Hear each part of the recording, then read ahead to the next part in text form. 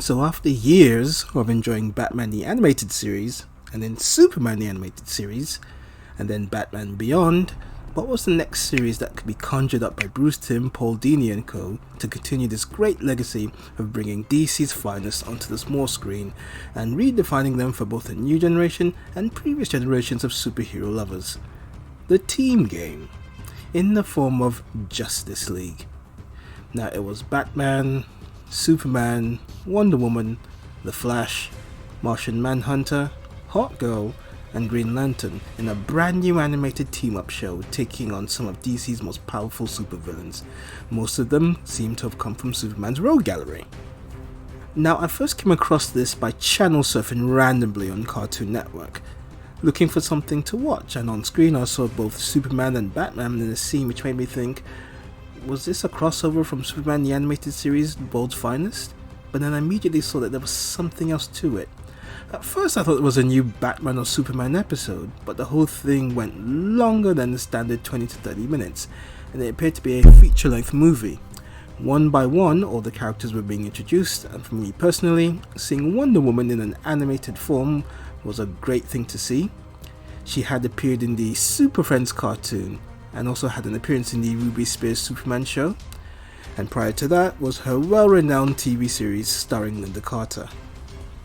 Seeing her here in the Justice League gave me a sense of finally what took so long bringing her into this universe, so this was a very, very cool visual. As far as the lineup goes, I was familiar with The Flash and the trinity of Batman, Superman and Wonder Woman. I had vague memories of Martian Manhunter, seeing him in the comic books, but not much else. Now in the team, he is the calm one who's a bit of a loner with a tragic past, as he is the last survivor of his home planet Mars. As far as Hawkgirl goes, I was aware there was a Hawkman, but not so much a Hawkgirl, so that kinda took me by surprise a bit. Hawkgirl has a strong personality that makes her fierce, a bit hot-headed, and a standout within the team. Green Lantern was an interesting one. I was aware that there was a Green Lantern Hal Jordan, so when this show presented Jon Stewart, I assumed, oh, they've decided to have a black character in the show, completely unaware of the comic book origins. The way he's presented, he does have a background of being in the military, so he has that commanding and stoic presence about him that often sees him trying to take the lead within the team. Batman and Superman need no introduction, and I have already done 2 feature videos on them, so please do go and check those out. I've also mentioned Wonder Woman and her past TV appearances. So that leaves just The Flash, one of DC's most popular characters, finally getting some much needed TV time. Yes, there was the 90s show with John Wesley Shipp, and his appearance in Superman the Animated Series, and of course the popular CW show starring Grant Gustin. I was surprised to learn that the Flash here was actually Wally West and not Barry Allen. I wasn't the biggest connoisseur of the Flash comics, so that left me somewhat baffled. I eventually read the Flashpoint storyline and became more acquainted with Wally and his ties to the Flash. Still not quite sure why they didn't go with Barry, but then that's the direction the producers went with. And there you had the 7 core members of the Justice League. Coming into this series, the show excelled with continuity, and it seemed to pick up right where Batman Gotham Knights and Superman the Animated Series had left off.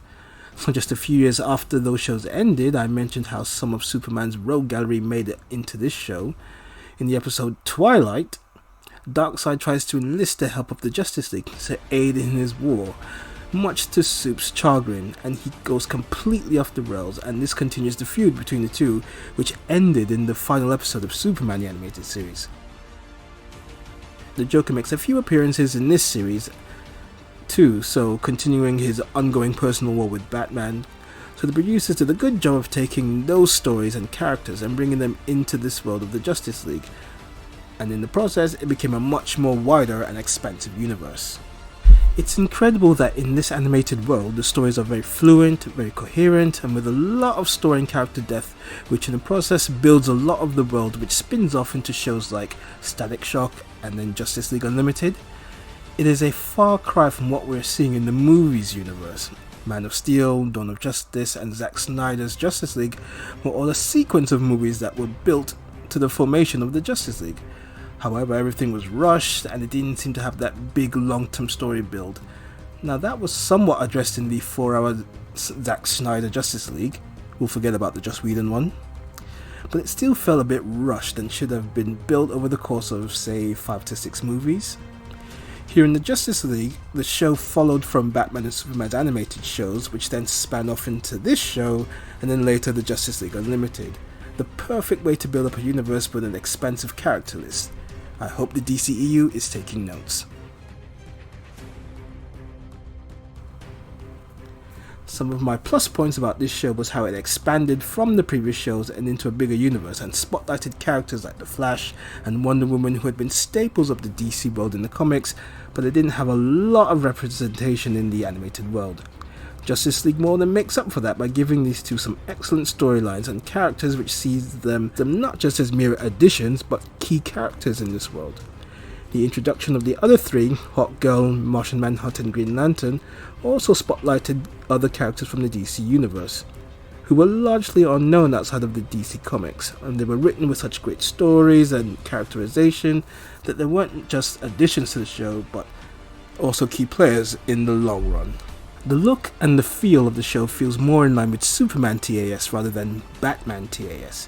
Batman was more dark and noir, whilst Superman was brighter with more special effects. This was largely down to the nature of his enemies, who were super beings, and in the process transferred that style over to the Justice League, whilst adding more in the way of meta-human and alien threats. The biggest standout for the show is the voice acting. Legendary voice director Andre Romano, with a stellar Hall of Fame career, takes the reins for the show and directs the amazing cast. From this cast, I was first introduced to Maria Canals-Barrera and Susan Eisenberg as Hawkgirl and Wonder Woman respectively. I was completely unaware of them both, so this was a nice way to learn of them, and they both do a stellar job of depicting these strong females, and in my book, Susan Eisenberg has become the #1 voice in animation as it relates to Wonder Woman. Carl Lumbly and Phil Lamar, who voiced John Jones, Martian Manhunter and Green Lantern John Stewart, I was not immediately familiar with until I checked out their IMDb profiles. Now, I saw that Phil had a long, extensive list of TV and film appearances, with Fresh Prince of Bel-Air and Pulp Fiction coming to mind. Carl Lumbly also has an extensive CV spanning over 40 plus years, with two of his more memorable roles coming in 80s show Cagney and Lacey, and as Marcus Dixon in Alias with Jennifer Gardner. Moving on to the man behind The Flash, Michael Rosenbaum. Surprisingly, it wasn't his role as Lex Luthor in Smallville that I recognized him from. He was in a little-known comedy with Selma Blair known as Zoe Duncan, Jack and Jane. Michael had also voiced Ghoul in Batman Beyond Return of the Joker, so I was very familiar with him, and he brings a lot of comedic but innocent and strong presence to the character. George Newbern takes the mantle of Superman in this series. I was a fan of Tim Daly's portrayal in the animated show, so it was somewhat disappointing not to have him back for this show. But that said, George Newbern does an excellent portrayal, and in some aspects, he sounds very much alike to Tim Daly. What do you think? I'm telling you, there's something wrong with this whole scenario. Alright, we'll play Darkseid's game, but I need you to do something for me. You know, Flash, this morning I thought you were just a hyperactive jerk. But you're okay. Give me 5. No! Too slow.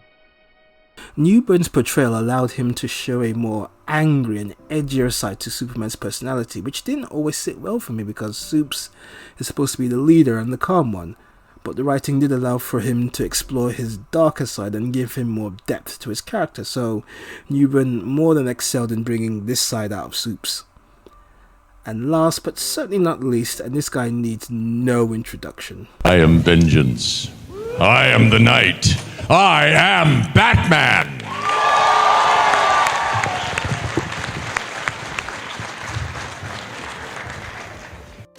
Kevin Conroy has become the quintessential voice for Batman. Now, at this point of the Justice League's appearance on TV, he had been voicing the character for well over a decade, and after his run in Batman the Animated Series and all its spin-offs, right up until Batman Beyond, it was almost expected that any animated Batman would be voiced by Kevin, a role that he's still voicing to this very day. One of my pet peeves of the show was that all episodes were two-parters. and the episodes tended to fly by and they were always left on a cliffhanger. I felt it would have been better if the episode had just been one full-on episode, which would have made each episode approximately 40 minutes if you take out all the ad breaks. But then hey, it stretched the length of the seasons to 26 episodes per season. 2 seasons total for the Justice League as a whole. I also feel the show could have lasted longer than just 2 seasons, as I feel there was so much more that could have been explored with just the core Leaguers, before it morphed into the Justice League Unlimited and it focused on the even wider reaches of the DC universe. I have to mention as well that I think, indirectly, the Justice League animated series, in particular the episodes A Better World Parts 1 and 2, were responsible for the very famous or infamous DC comic book series Injustice: Gods Among Us. Superman kills Lex Luthor in this episode and he becomes the bad guy along with the other Leaguers, minus the Flash, who had been killed in this world. In the comics, Superman killed the Joker and became the bad guy after he accidentally killed Lois Lane after being doused with poisonous gas, which made him hallucinate and ended up killing Lois. He starts the regime with some of the Leaguers as they become a dictatorship. Batman opposes him and he leads a team of insurgents to stop him. In the show, Batman secretly plots with his counterpart to take down Superman, so you can see the parallels, except Injustice went much farther and expanded into the video game and then the animated movie. So would there have been an Injustice if there wasn't an animated Justice League show? I'd say it's a 50-50 split. But you can't deny it's definitely influenced one of DC's most popular and well-known comic book adaptation storylines. So to summarise it up, Justice League is a very well written and acted animated show which takes the established duo of Batman and Superman and teams them with other famous DC heroes as they take on various otherworldly threats. It also focuses on the team aspect of the group, so it isn't just one solo character, but multiple characters with different and interlocking story arcs, who've gone on to appear more frequently in all other DC mediums like the comic books and animated movies. The show was produced by legendary producers Bruce Timm, Paul Dini, James Tucker, and the late Dwayne McDuffie. With that array of talent and all the success they had prior to Justice League, it was always going to be a surefire hit. A surefire thumbs up show and one of the best DC animated shows ever created.